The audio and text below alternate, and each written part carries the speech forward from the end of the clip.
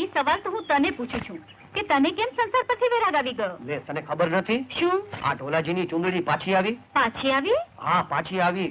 મને તો એમાં કઈક રાજ રમત કે ભેદ જેવું લાગે છે.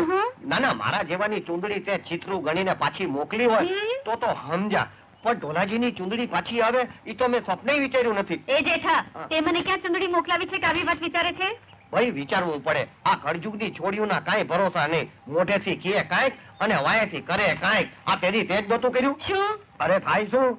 આ મોઢું મારી કોર હતું અને આંખો બીજા કોર હતી. અરે એ જેઠા, સમજી વિચારીને બોલો ને તો જોવા જેવી થઈ જશે. જો સમજણ વગર નહીં સમજો. સમજ્યા વગર કઈ બોલીને તો હમણાં જોયા જેવી થઈ જશે. આમ તો તું જ્યારે ત્યારે મારી સાથે બાગડ નહીં કહી દઉં છું. હવે ઝઘડાની શરૂઆત તો તું જ કરસ. જા જા, એક ઢીકો દઈ છે તો હા, તે એક ઢીકો દઈશ. અરે ઢીકી તો દે.